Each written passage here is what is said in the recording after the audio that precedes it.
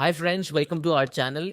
Today we'll be discussing on one of the important skill assessing authority of Australia, that is IML, and we have with us Achira, who will be helping us to give more insight about this particular skill assessing authority. Welcome to the channel, man. Hi, how are you? I'm good, ma'am. How are you? I'm also doing good, thank you. So, ma'am, IML is one of the very, confusing topic because many of the clients who really fall under this particular category, but they are very confused when they file their application. So, wanted to understand more about this particular skill assessing authority. So, what do you want, understand from IML? And first we can start with this, and then. See, IML, as the name suggests, is Institute of Managers and Leaders. So the name itself suggests that this is a skill assessment authority which primarily deals with managers and leaders, right? And under IML, there are around 9 NZ code which currently gets covered, including engineering manager. All right. Right. So I would not term it as a complicated skill assessment authority, but of course, when it comes to IML, the requirements are very specific and they're very particular about certain requirements. And the applicant, if confirms that yes, I am doing the roles, say, I'll give you an example, sales and marketing manager. Isn't it a very common job title, right? In every industry, we would get, sales and marketing manager working in different levels.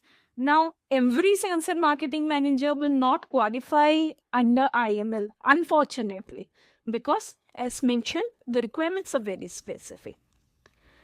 If you want to know about what are those specific requirements, Because we often get people from sales and marketing, managing. Definitely the positions are really manager, but yes, we often get to hear from our process consultant that they are not eligible because there are certain tasks or hierarchy which they have to follow. So please help me with this because that's one of the things which definitely need to be high.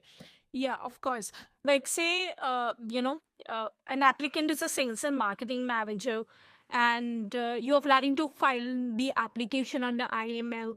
Now, that particular individual, right, should be reporting directly to the CEO or MD of the company, right? If it's a private limited company.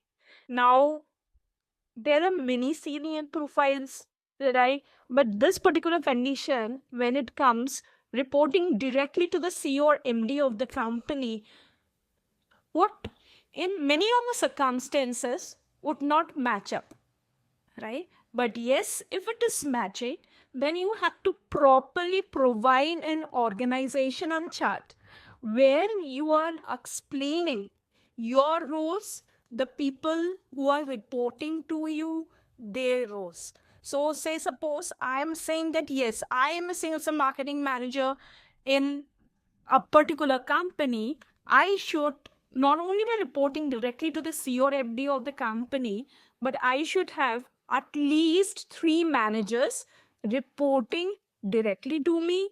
Even under those managers, there should be, saying, supervisors or team leaders reporting to them. And when you're presenting it to the IML, the chart should say it all. So the role has to be very clearly defined for each particular position that you are explaining, that you are depicting in the chart. That means each hierarchy needs to be met by the candidate. If any one is missing, we will not be eligible. Yes, of course. Okay.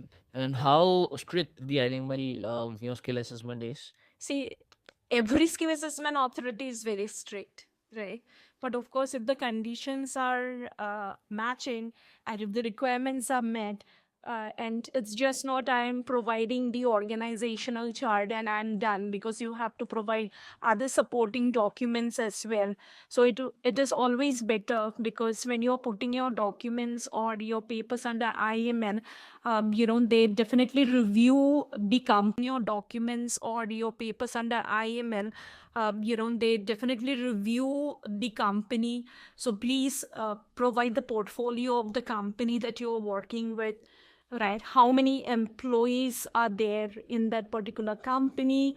How many branches are there of that company? So if every condition is being met, right from reporting, right from the organizational chart being very clearly defined, the roles being clearly defined, right? You're providing the proper reference letter, you're providing the company's portfolio, you are mentioning about the number of it's so if I'm a sales and marketing manager in an organization only where 10 or 15 people is engaged, then sorry, this condition is not getting met, because at least you have to ensure that the company that you are associated with, it has an employee strength of 200, 300. That can only happen when a company has a network of branches, right? Correct. Very true.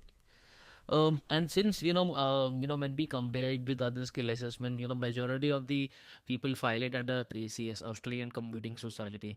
So in comparison with that set of number of applications filed in ACS, it is less in comparison with that. So do you think people have more chances to succeed through IML? Of course, yes, because the number of application that comes to IML would, of course, be lesser compared to the more popular ones like ACS or Engineers Australia. Now, when I'm talking about Engineers Australia, as in I just mentioned, that engineering manager, it can fall under Engineers Australia, it can fall even under IML.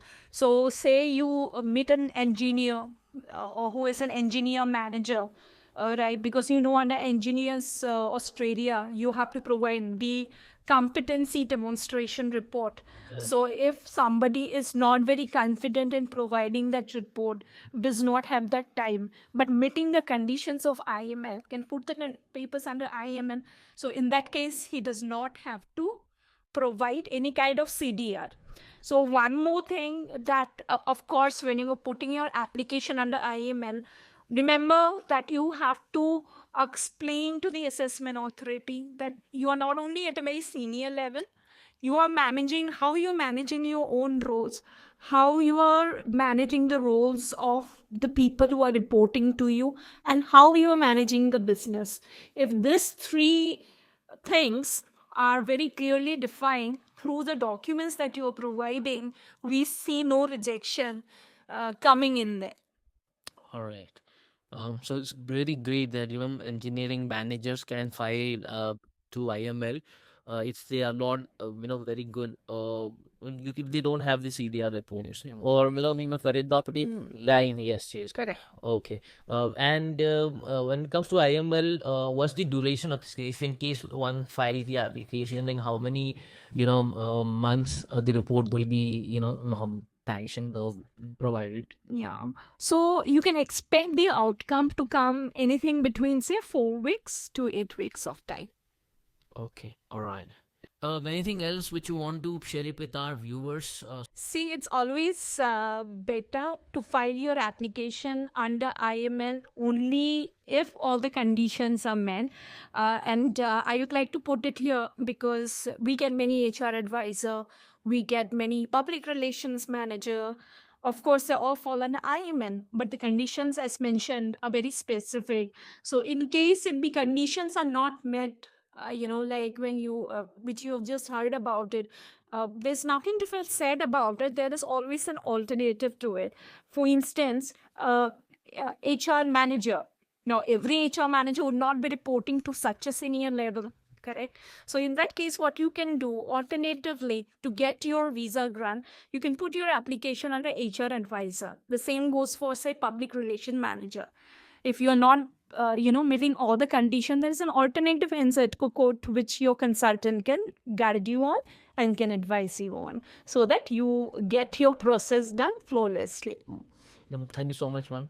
Thank you, viewers. Keep watching our contents. Definitely, I hope you really like this content. So please subscribe it. We'll come with more such information. And till then, see you. Bye bye.